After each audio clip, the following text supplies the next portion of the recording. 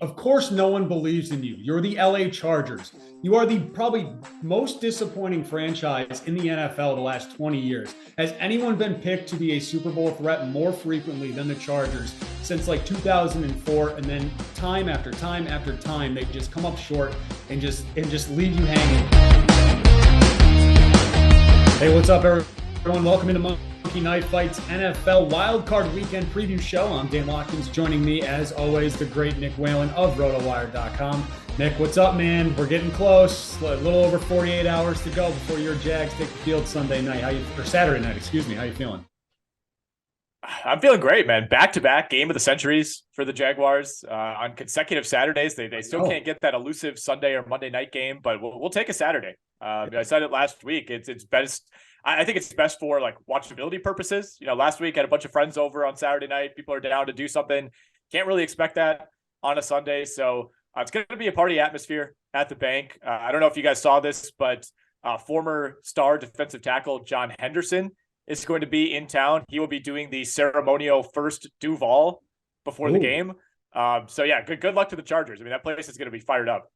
Yeah, I was going to ask, do the Jags do like a right before the game kind of ceremony type deal? Like, you know, the Chiefs, they bang the drum.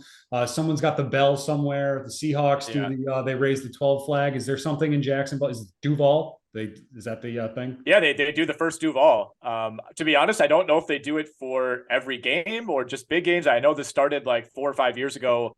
I think it was Tony Baselli who did the first Duval. Very cool. But yeah, it's just, you know, it's one of those things that I think other fan bases probably look at it and say it's corny. I'll admit that maybe it is, but you know, you need something like that. And you know, I think the longer these traditions go on, the less corny they become. So hopefully this continues, and like 30 years down the road, you know, people think it's the coolest thing ever to do the first Duval. Minnesota, I think, is the worst with that horn and the skull chant. I mean, that whole thing just feels so manufactured. It's very annoying. I got a buddy that's a really big Vikings fan. He does the chant, and I'm sorry to hear that. It's a lot. All right. There's a lot I want to get to this week. Obviously, so many NFL topics to talk about. Let's start off with the first one. The news that the NFL just dropped this morning. This is Thursday that we're recording this. That if Buffalo and Kansas City meet in the AFC title game, that game will be played in Atlanta at Mercedes-Benz Stadium. Nick, I hate this move. These are two teams that play in cold weather cities outdoors. Do not put this in a dome and try to college bowlify this game for the championship game. You had Pittsburgh sitting right there. Pittsburgh, Cleveland, Chicago, any of those places would have been a much better fit for this one. What do you think?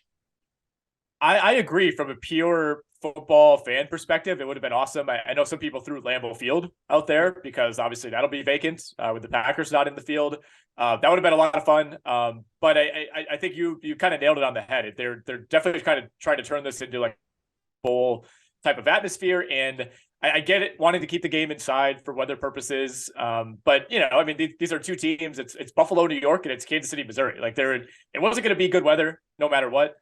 This game, I don't think is going to feel, you know, the same way that it would if it was played at either stadium outdoors. So I would have liked to see a more traditional, historic outdoor venue. But we know the NFL loves showcasing these big new stadiums. I thought Las Vegas would maybe be an option, you know, maybe SoFi out in LA as well. But it is what it is. I mean, hopefully it doesn't come to that, honestly. I would kind of prefer that we just avoid this situation. And I know that would mean that there'd be an upset along the way. But I kind of just want the playoffs to continue as they have historically, although it certainly does feel like we're heading toward, you know, Kansas City playing one of Cincinnati or Buffalo. Yeah. How many more events, though, can we put at SoFi? Like, it feels like every single football game is either at SoFi Stadium or Mercedes-Benz in Atlanta. That those are just the two places, and that nobody else can come up with a different venue. Well, that's the thing. It's like whatever the newest stadium is, it just kind of holds the belt until another new stadium comes along. And I think Las Vegas is in the category with those, Allegiant Stadium. But whoever builds a new one in the next 5 to 10 years, then, you know, they'll get a Super Bowl, and they'll get the college football playoff, and they'll get all the big time league events. Like the shelf life on these stadiums is shockingly short, right? I mean, I think something is state of the art for only so long. You know, Cowboy Stadium, I think, was the shining example forever. And, you know, now that just, it's still very nice and it's huge, but, you know, it kind of pales in comparison to some of the bells and whistles that you see at these newer stadiums. Absolutely. I've always found it shocking, especially recently, that we haven't had a Super Bowl in Arlington or in Dallas since the Packers beat the Steelers in 2010. You would think that with Jerry Jones's pull around the league that we would have another Super Bowl there. Yeah, I didn't know that. I mean, maybe the NFL just wanted to avoid the possibility of Dallas playing in a Super Bowl at home. Maybe. I don't know. I mean, obviously we just saw it with Tampa Bay and the Rams. We had it back-to-back years. Yeah. Oh, that's right. The Rams. Yeah. Yeah. So, anyways, I got that backwards. You brought up Lambeau Field before. You were at Lambeau Sunday night. What happened, and where do the Packers go from here? Do they blow it up? Do they run it back? What are the Packers doing this offseason?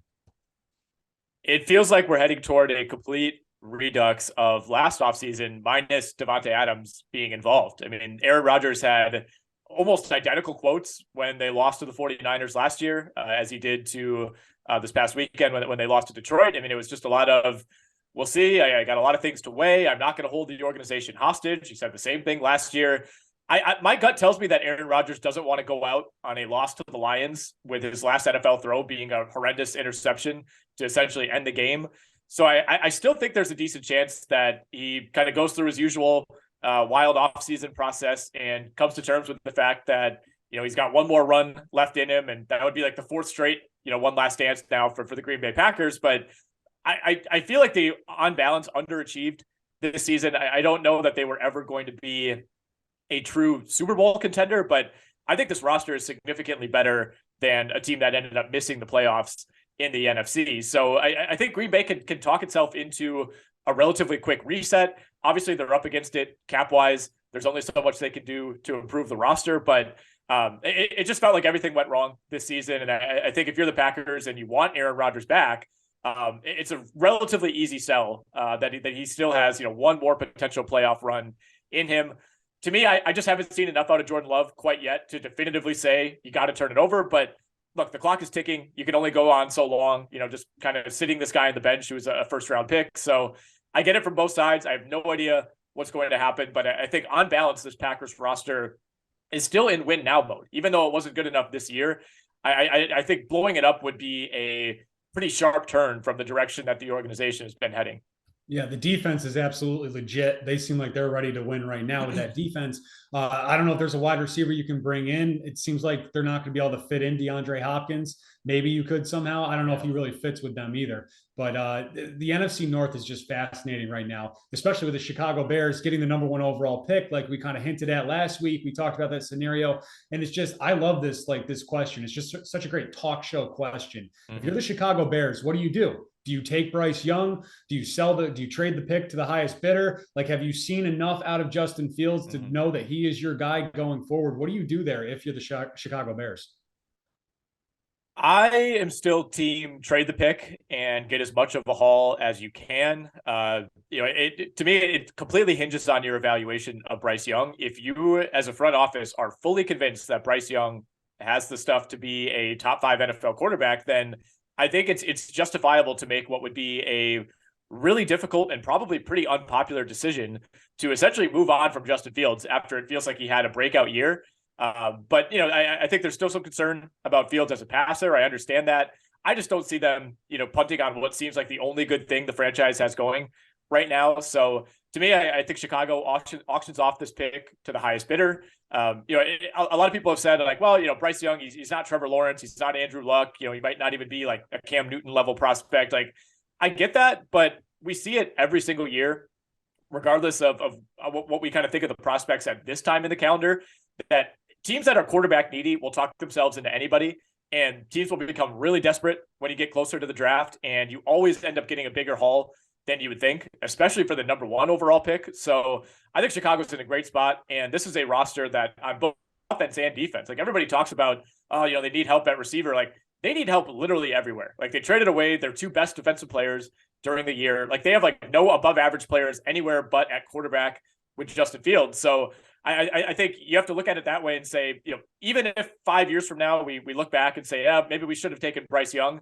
you have so many other needs that this is just such a golden opportunity to kind of have a chance to fill 3 or 4 of those instead of just taking another chance on a quarterback. Yeah, I'm kind of off the Bryce Young hype wagon. I think he's just too tiny to be an NFL quarterback. Like, he just seems frail to me. Like, he's not thick enough, like in the torso and everything. Like, you see him, like, he does not look like he is built to be an NFL quarterback and take those hits every week. I'm with you on that. Yeah, I think it's kind of interesting because there are certain quarterbacks who you have to build like an entire scheme around, and I think like in terms of like how he plays, he's a pretty traditional quarterback. He can move around. I mean, he's by no means Kyler Murray as a runner, but I think if you're drafting Bryce Young and making him your franchise quarterback, like you need to build a team and build an offense that protects him at a level that you necessarily wouldn't with other quarterbacks. And the NFL, I think, has done such a good job of protecting quarterbacks, maybe too good of a job, some would say, that Bryce Young at his size to me is not as much of a concern in the year 2023 as it would have been 10 or 15 years ago when quarterbacks are getting hit left and right. So you do have to keep that in mind. I mean, guys just don't get hit anymore. If you get rid of the ball, you're not getting hit. Think about it. Like Tom Brady basically never gets sacked because he gets rid of the ball so quickly. Right. And obviously Bryce Young is not going to have that level of play right away, but I don't know. I go back and forth. The size thing it's definitely an issue, but if he's staying in the pocket, if he's not running around, if he's for the most part avoiding hits, I think it could end up being a little overblown. So on the other side of that coin, give me a team that you would want to see trade up with Chicago to get that pick. Ooh, that's interesting. I mean, there are a ton of candidates, right? Like it almost has to be a team that needs a quarterback. And look, it could be Houston trading from 2 to 1. If Chicago, kind of bluffs and let's say it gets out that Houston wants CJ Stroud and Chicago says, no, we're taking CJ Stroud. Maybe you entice Houston to move up a pick. I mean, Arizona, I don't think they're in the quarterback market right now. I think they're going to kind of reset around Kyler Murray. Indianapolis. Yeah. Indianapolis, absolutely in the mix for a quarterback. I think Seattle at 5 could be in the mix for a quarterback. They have an additional first round pick of their own. Detroit at 6, maybe. It feels like Jared Goff played well enough to keep that job, but it wouldn't be insane to bring in a younger option. Las Vegas. I mean, this is the other thing with Chicago is like, not only, is the number 1 pick always going to be valuable, but you have multiple quarterback prospects and you have like 7 teams picking in the top 12 that could conceivably draft a quarterback. So I think there's going to be a massive bidding war that ends up unfolding here. Yep. So we'll talk about that more as the offseason goes on. I'm sure we'll do a draft preview show and all that. And I'm sure that'll be the hot topic going into that draft is will Chicago trade out or not? 5 head coach openings in the NFL, Nick. Let's say you're Sean Payton, or let's just even say Nick Whalen is the hottest head coaching candidate this offseason. He is. Exactly. Where are you going? What job would you want the most? All right. So what are our options here? You got Houston, you got Arizona, Denver, Indy, Carolina. And Carolina. You know what? I think Carolina is maybe the best situation if your goal is to like make the playoffs in a year or two, right? I think this is a fairly ready-made roster. I think that the defense is way better than it gets credit for nationally. You have a great young cornerback in J.C. Horn. You have a great young pass rusher in Brian Burns. I think they proved that even after trading Christian McCaffrey, the run game didn't fall off at all. I think that looks like a pretty good deal for Carolina in retrospect. And if you get the right quarterback in there, I think this is a team that could take off pretty easily, especially because I don't think the rest of this division is going to be all that great. Whether Tom Brady stays in Tampa or not, I think that's going to be over pretty soon. New Orleans kind of in the middle. Atlanta still very much in rebuild mode. So to me, it would be Carolina. I think that's the team where if I have a say on who my quarterback is, and I feel like I could get this thing kind of off the ground pretty quickly. And I mean, that could be a situation where you could easily go 10-7 and maybe win the division again next year. All right, I'm going to go a different direction on this one. I got 4 words for you. Broncos country. Let's ride. They're the most ready to go. Oh, no. They are the most ready to go. Pat Surtain is a superstar on defense. They got some great young pieces. They recouped some draft picks after trading Bradley Chubb.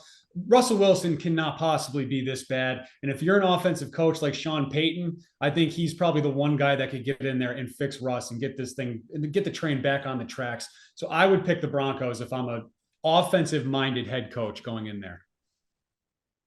I understand it. I mean, you're pretty much 100% hitching your wagon to Russell Wilson, at least in the short term. Although I think you do have the benefit of, let's say you take that job and Russell Wilson just completely sucks it up for a second straight season.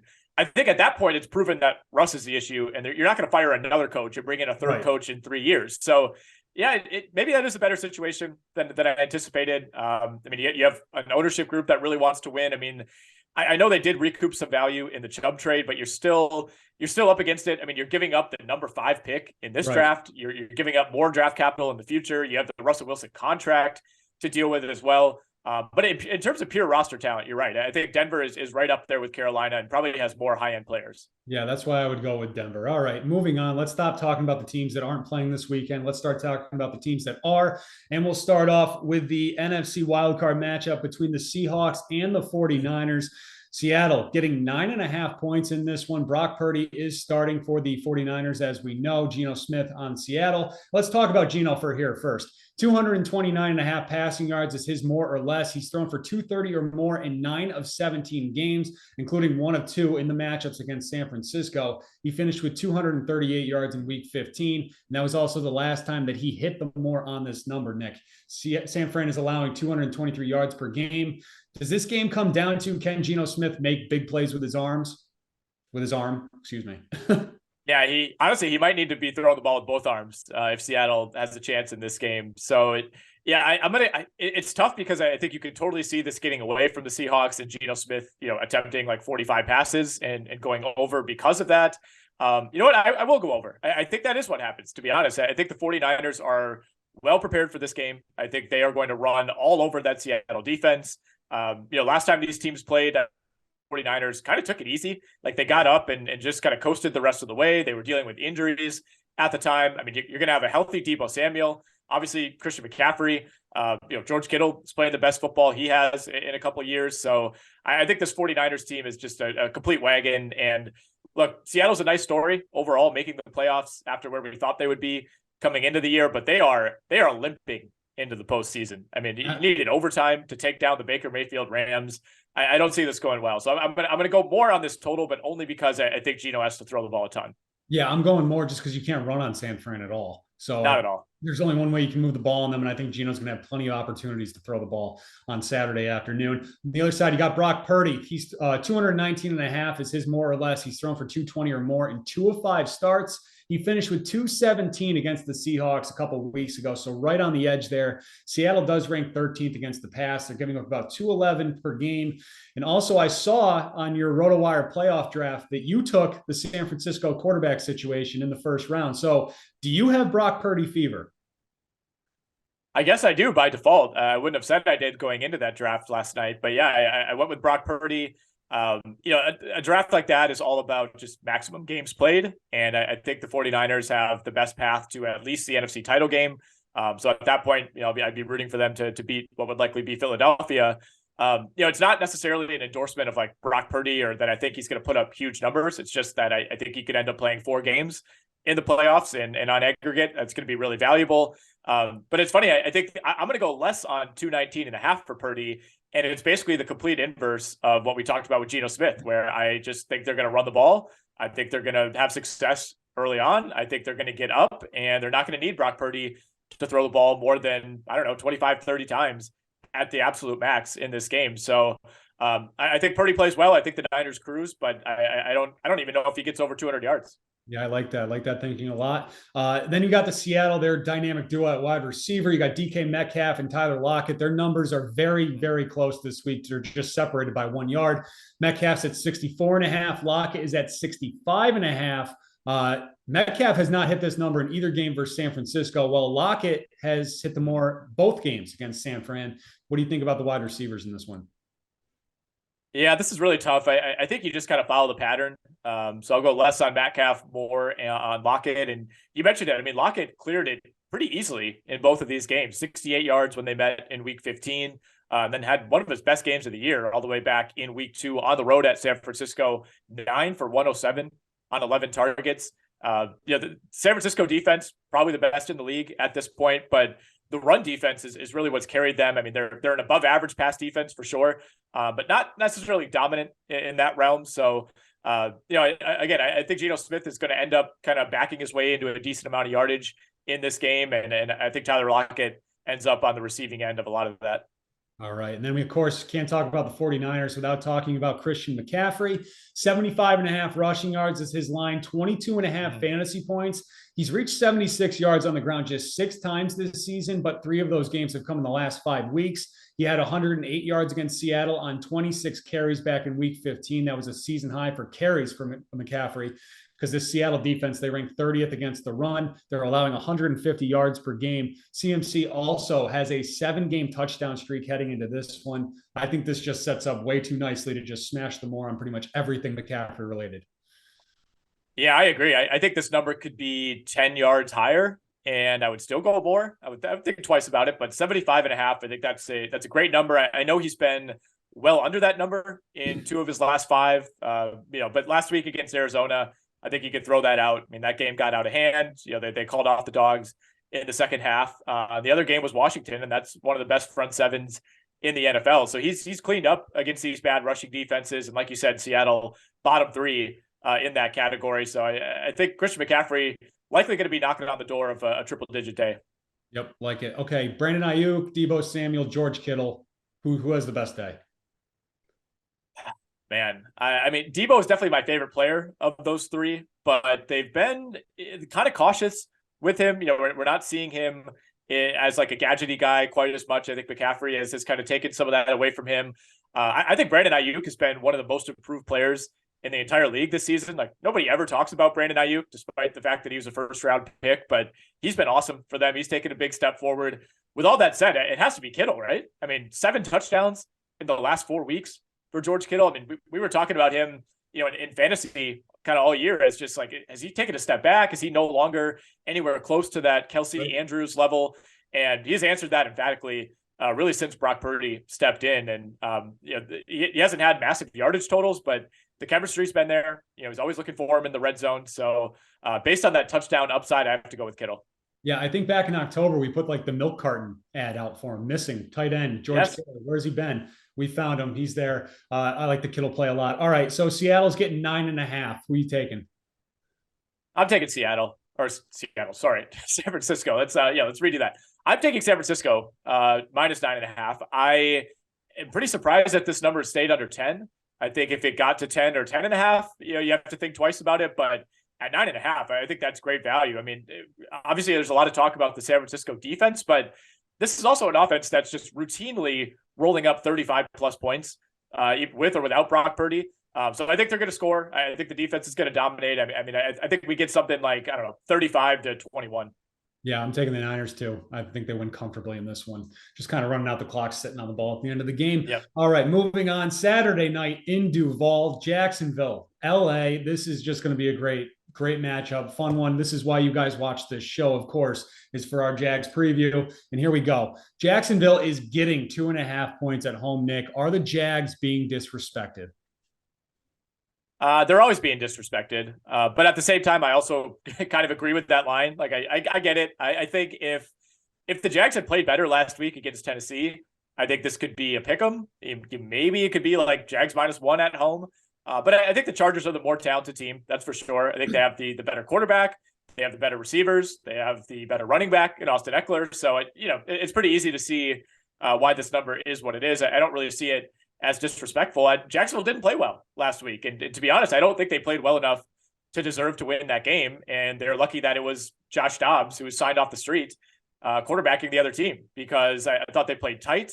I thought the play calling was pretty bad, especially in the first half on offense. They couldn't get off the field in the first half, only had 3 drives in the first 2 quarters of the game. One of those was a 3 and out.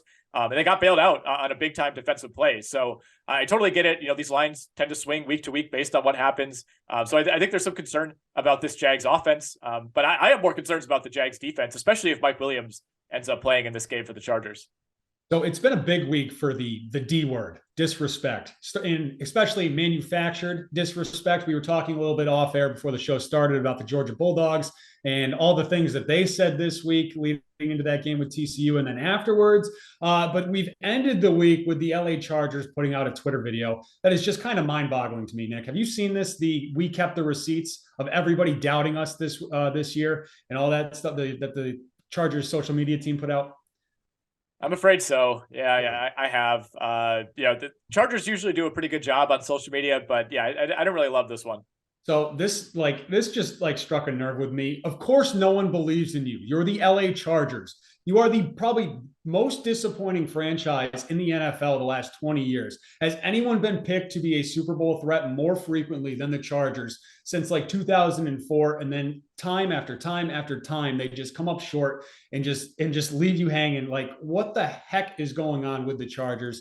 They just repeatedly fail. As for this team, Nick, we know how this game's probably going to go, in my opinion anyway. I think this is going to be, LA is going to be up by probably about a touchdown in the second half, and Brandon Staley's going to do something to screw it up and let the Jags back into this one. And Jacksonville's going to come out with the win because Brandon Staley's going to screw up. And we come into this game on the heels of the latest questionable decision by Brandon Staley, where he played his starters last week when they were already locked into the 5 seed at that 4 o'clock window. The Ravens had already lost. There was no way for the Chargers to fall back. And now it looks like they could very well be without Mike Williams in this one Saturday night. That was a puzzling decision to play the starters. I don't really get it. I know Staley basically took the stance that, like, look, I only have so many guys. You know, we can't just sit everybody. But if you're going to play your starters, you at least have to win the game. And they didn't do that. So it's like, okay, you built no confidence. You lost to a bad team. And you got your number 1A receiver injured in this game. And it sounds like it's basically like a bruised tailbone. I would imagine he ends up playing through it. But it's also the type of injury that could be limiting. It's the type of injury that could get re-injured if you take a hit in the right spot. I mean, Mike Williams is always, going up for jump balls, landing hard on his back. Like, it's easy to imagine him not making it through this game. So yeah, what was the point here? Was it worth it? I can't imagine it was, because you knew the result of the Ravens-Bengals game going in. Like, it wasn't like you were scoreboard watching and, things are rolling. You want to keep them in there. Like, none of this made any sense. And yeah, it's kind of just, there's been so many things like this with Brandon Staley, whether it's the play calling or decisions to go for it on fourth down, things like that. Like, sometimes it works, sometimes it doesn't, but he's just, I don't really have faith in him week to week. And it does feel like he's part of the reason that this team has kind of underachieved relative to its talent level. Absolutely. And I don't know what goes through his head in week 18. Remember last year we had the whole timeout fiasco that led to the Raiders winning and making the playoffs and that winning in game on Sunday night in week 18 a year ago.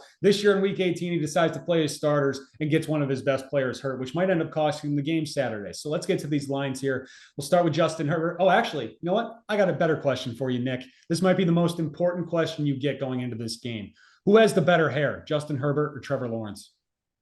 Trevor Lawrence, right? I'm not even trying to be biased here. I mean, Herbert, he's got a nice little mop going, but I think when it comes to flow, I mean, Trevor Lawrence is like a shampoo bottle model. I mean, it's kind of on another level to me. Yeah, I think I agree with you. I haven't seen Herbert in person, but last year I went to the Patriots-Jags game, saw Trevor Lawrence in person. That thing, it is glowing. That is, talk about a golden mane. That is. I think he puts in more effort to take care of it. I mean, Herbert's is a little like grimier. It's a little more like, dude. Like, yeah, it's a little more football guy-y, which is fine. But I mean, Lawrence, yeah, it's the hair of it's not the hair of an NFL quarterback. That's for sure. And that's one of the things that makes him unique. Absolutely. All right, let's get to the lines here. Herbert, 285.5 passing yards. He's hit this number in 7 of 17 games, including 297 against the Jags way back in week 3. Jacksonville's ranked 28th against the pass, but they haven't allowed an opposing quarterback to throw for more than 256 in the last 5 games. That is true. I mean, the quarterbacks that they've faced during that span have not, exactly been studs. So I think that's part of it. And you have to keep in mind, I mean, when Herbert threw for 297 on this defense, he basically had broken ribs, and Mike Williams exited that game early. So I like the more here. I think we're going to see a completely different version of Justin Herbert than the one we saw in the first matchup between these teams. And assuming Williams plays, I mean, this offense is night and day when Williams and Allen are out there. We haven't seen it very often this season, but as much as I think the Jags are going to be able to exploit the Chargers on the ground in this game, I think the Chargers are going to be able to exploit the Jags through the air to an even larger degree. I mean, this is a defense that is susceptible to giving up big plays. If they're not able to get pressure on Herbert, I think it could get relatively ugly. So this is a pretty easy more for me, even on a high number.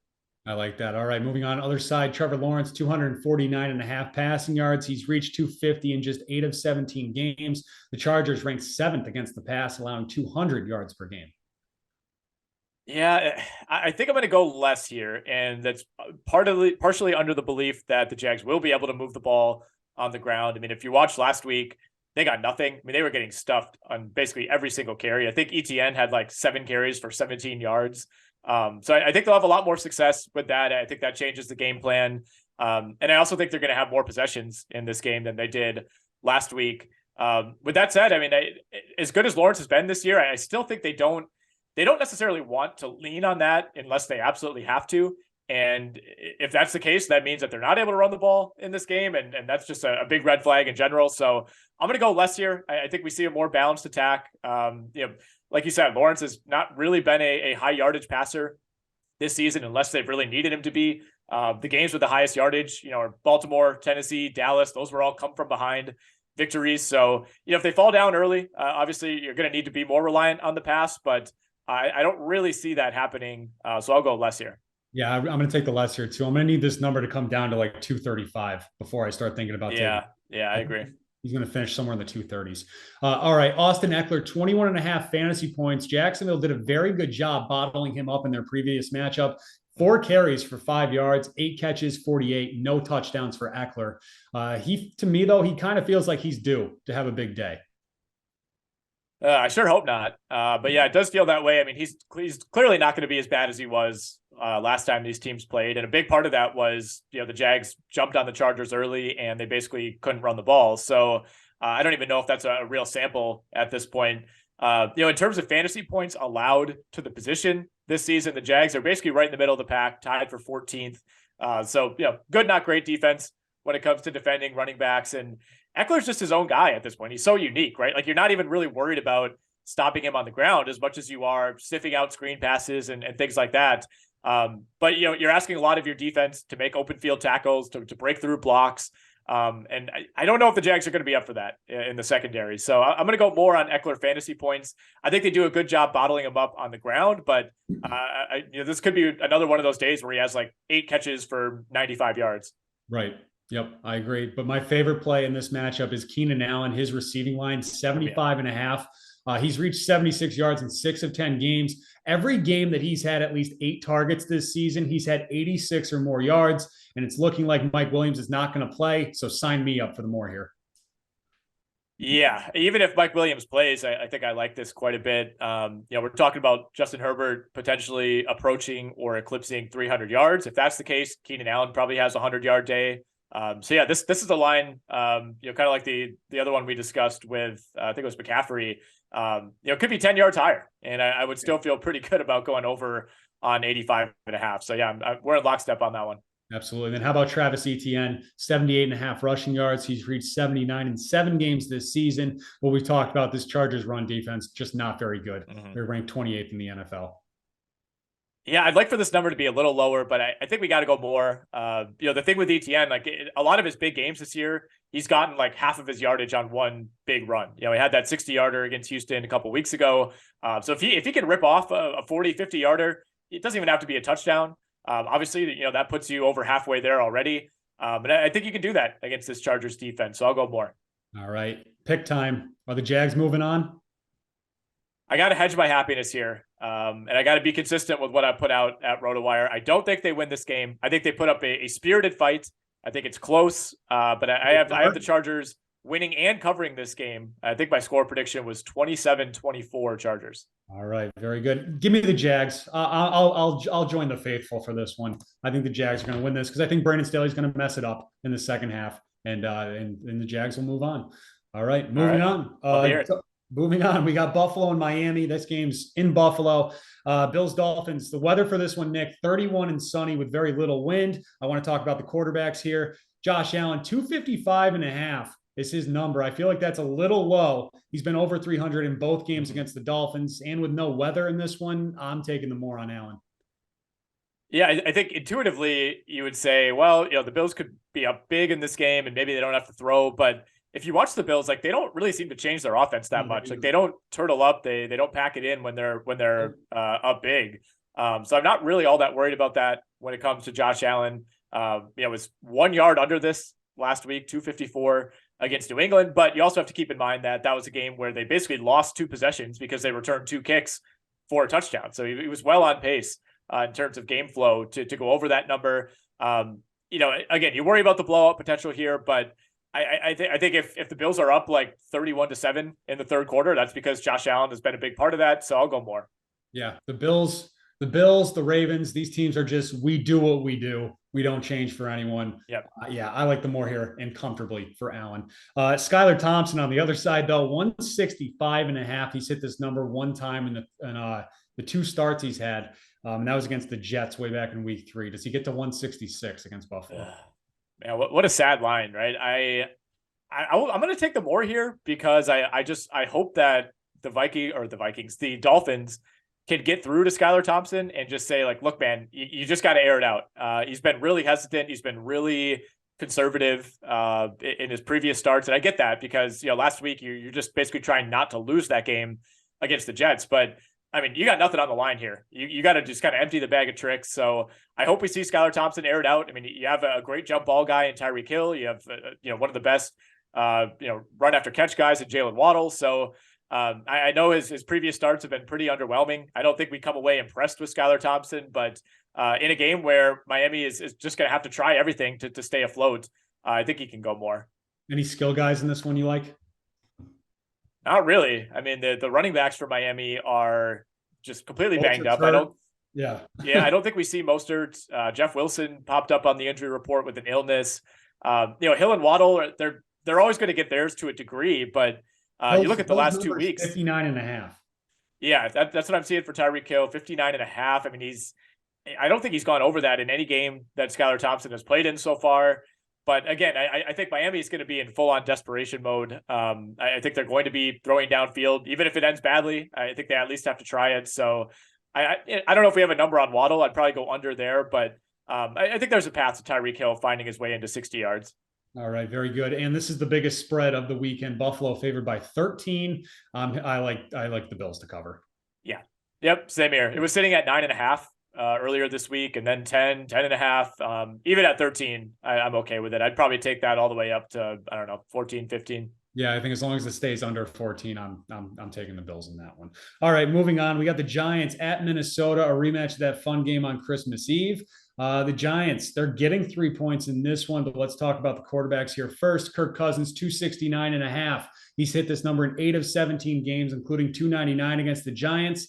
The Giants have only allowed only 3 quarterbacks to throw for more than 270 on them this year. That'll be Kirk Cousins, Taylor Heineke, and Trevor Lawrence. Can Kirk do it again?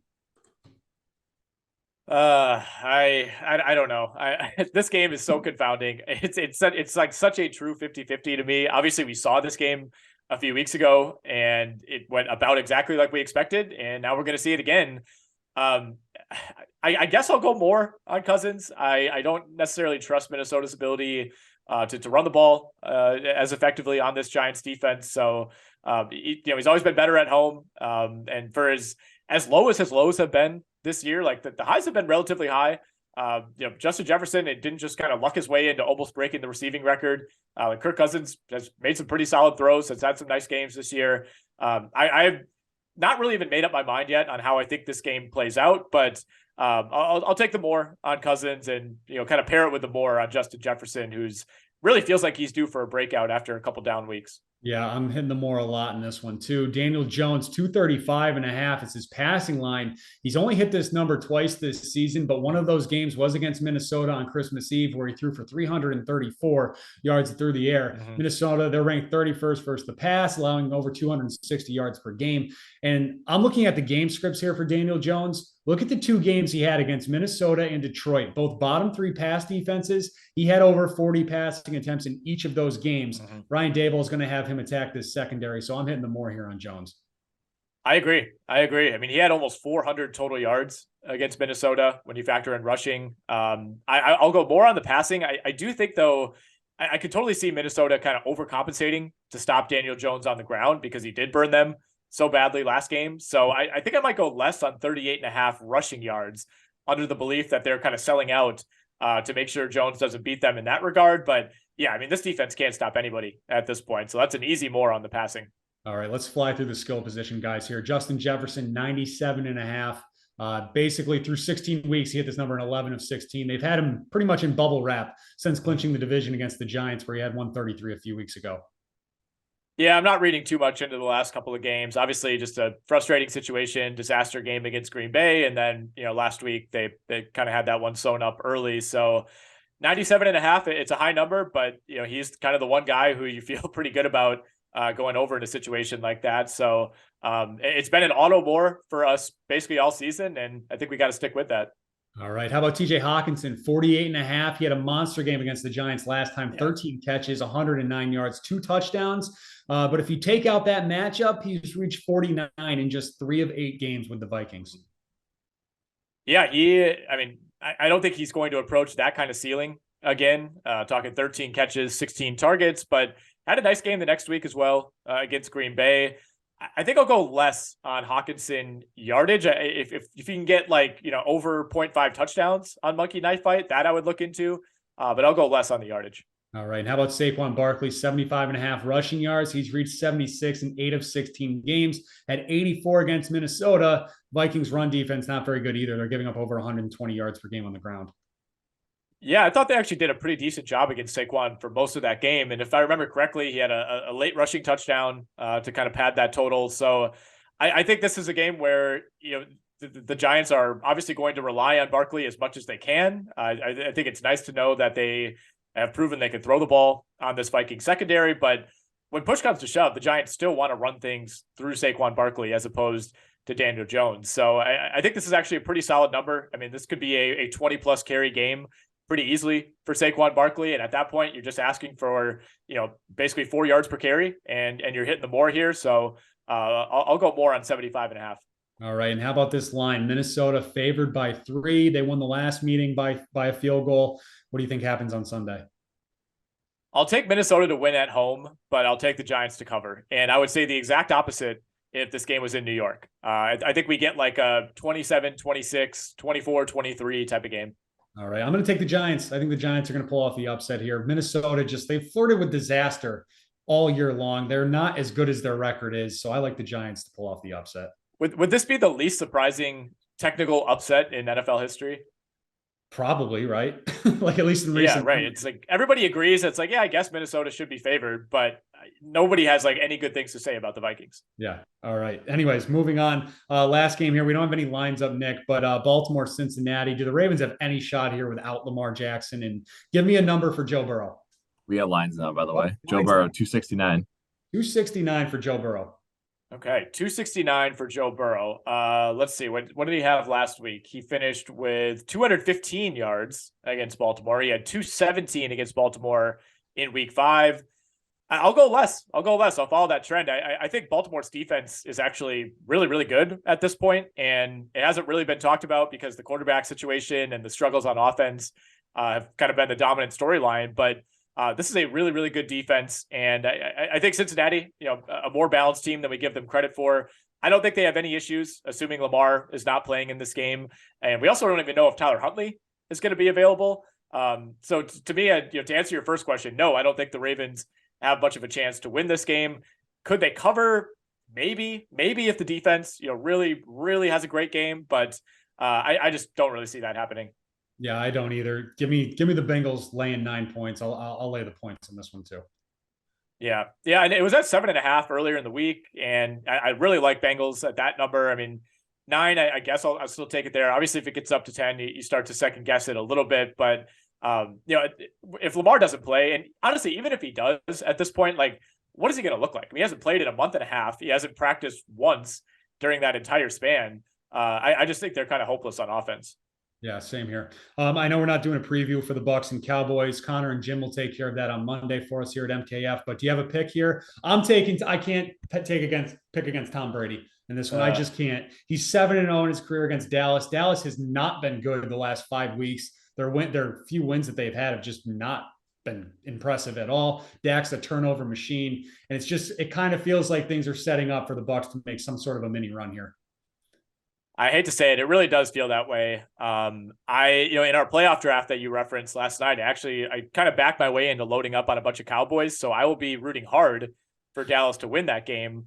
But I don't really have a strong feel. I feel like I don't want either of these teams to win. I don't believe in either of them at all.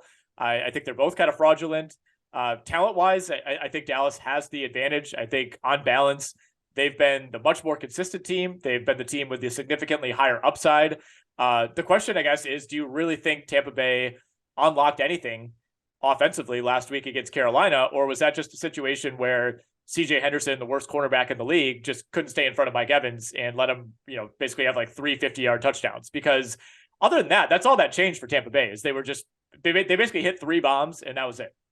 Yeah. I mean, you're right. But at the same time, I just can't pick against Brady against Dallas. He just routinely owns them. He does whatever he wants when he wants to, whether it's last year in the season opening game in that fourth quarter that we all saw coming, the comeback, or this year, week 1 as well, where they kind of just routed them. I know Dak got hurt, but still, give me the Bucs to move on. Yeah. And Dak was bad in that game before he got hurt. You got to remember that.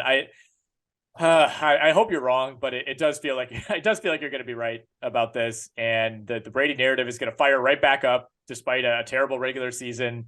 I will say, I think we're going to know right away with this game if Dallas has it or not, right? Like if the Cowboys come out and go 3 and out, the panic is going to start and they're going to start tightening up. And that's when Tampa Bay, I think, is going to have a chance. So it's going to be really important for Dallas to actually get off to a good start for the first time in a while. And just pointing this out through all the analytical research I've done on the Tampa Bay Buccaneers this year, dating back to 2014, every season that ends in an even number, Tom Brady has won the Super Bowl. So 2022 season, good time. Creepy. Yep. Could it happen again? Every other year, Brady is there. So give me the Bucs. All right. That's going to do it for us this week. Thank you very much for watching, guys. Don't forget to hit subscribe on our YouTube page @Monkey Knife Fight, and good luck and enjoy playoff football this week.